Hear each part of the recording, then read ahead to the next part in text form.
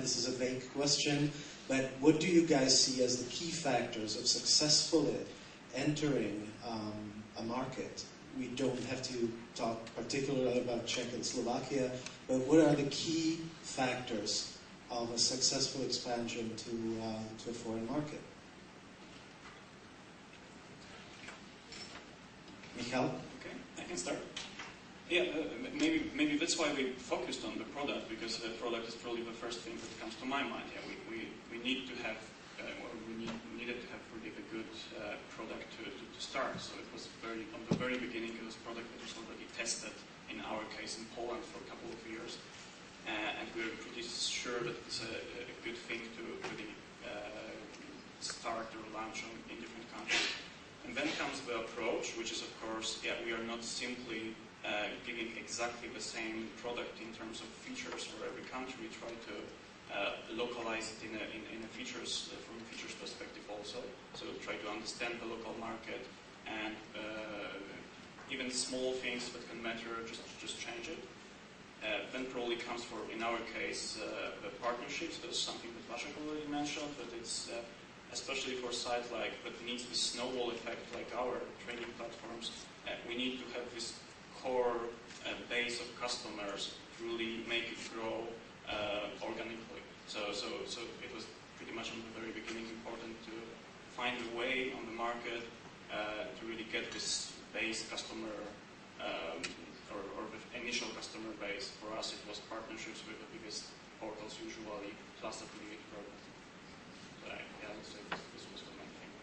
Okay, thanks. Tomáš, do you have Well, my colleagues said almost everything what I wanted to say, but I might add two things. First of all is when you want to enter any market, try to get as many information as possible about it. And the second one is timing. Do the analysis of the market, of the demand or potential demand for your services, and enter the market when the market is really ready to buy your product. This is experience from our case. Okay, thanks for that. And now I would, of course, love to hear from Anil.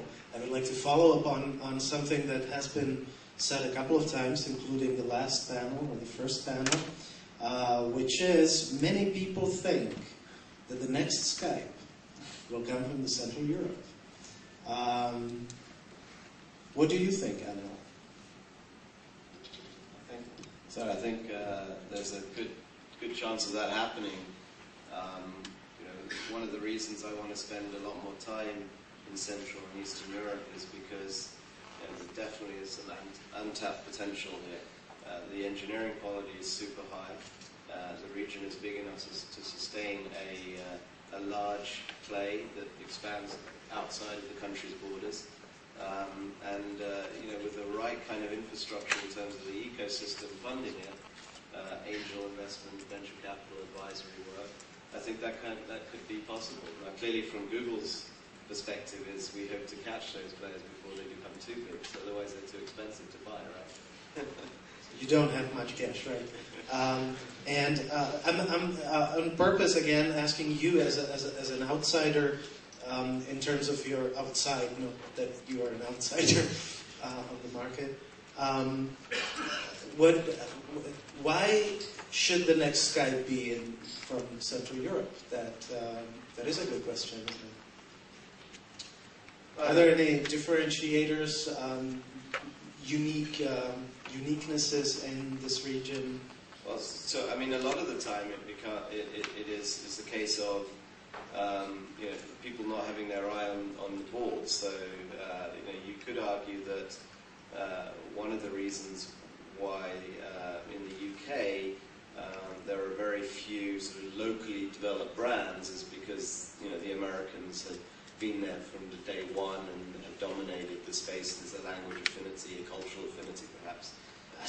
And so I think there's clearly an opportunity to form an entity here that gets local traction to large enough scale where it is self-sustainable and sustainable to the extent that it becomes the next Skype.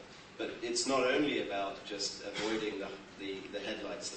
of the large behemoths. It's also about having the right innovation ecosystem and engineering talent. And I think the combination it seems to be the case in a lot of countries in Central Europe, where you do have excellent engineering traditions, you do have excellent technical schools. I still think there are some missing ingredients. Like we can have a separate discussion about the funding ecosystem. But I think in the Czech Republic, for example, there seems to be a dearth of angel investments, a dearth of perhaps local venture firms. I think that would definitely help the formation of these countries. But it is the combination of being able to succeed outside the headlights, engineering talent, and venture funding. But if I was to do it in the Czech Republic, I would probably want to think a little bigger from day one.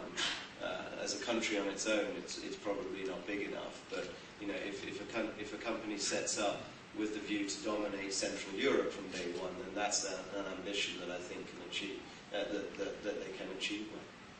It's a very valid point. From my point of view, ambition or lack of ambition is one of the things that unfortunately we can see in the Czech and Slovak markets and companies. Well, very often you can see companies that not only don't want to dominate the global markets or the regional markets, but they don't even want to dominate the Central European market. They just want to be, in top 20 in Prague or something like that. So that surely doesn't help. Over to EM. I was, to me, legal side of things is very legitimate and relevant and important. I was not happy that on our first panel we didn't have a lawyer. Actually, there was a lawyer who should have been on the panel. On the other hand, he couldn't make it, which kind of proves that lawyers are not where we need them at the moment.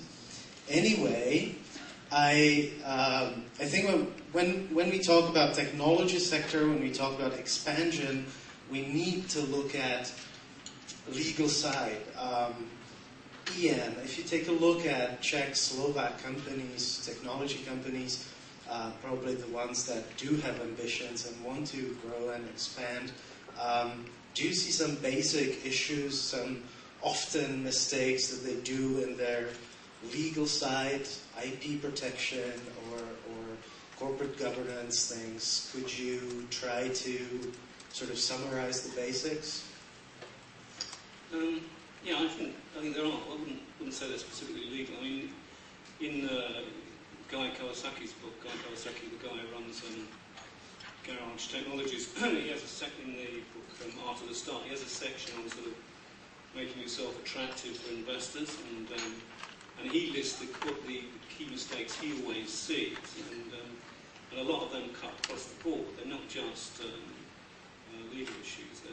We've already heard management, how you structure management.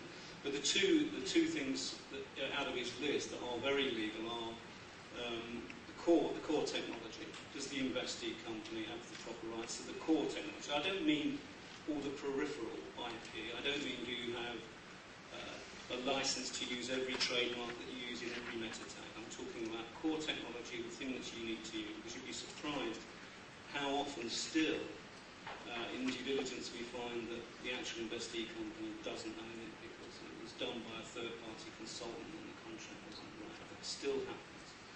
And the other thing that Guy highlights a lot is a transparent capital structure. Try and keep it simple. Don't have lots of employee options and holding structures that go up through Luxembourg and Holland and Malta. I mean, you'd be surprised. I mean, the number of times I see holding structures which are more complicated in startups than in quite sophisticated multinationals. And the driver behind that is perfectly understandable. It's often tax, but you've got to remember that when the investor comes in, they're going to want to investigate every level of your structure. So if you've got holding companies in Luxembourg, they're going to hire Luxembourg lawyers and Luxembourg financial guys. And the same applies with everything you do. And you will pay for that. the investors will not pay for it. So if you just concentrate on the essentials and keep it simple, and remember those 2 points, I think you'll be all right. Okay, thanks. If I can get back to the companies just very quickly, if you guys come across a legal issue when expanding to other markets,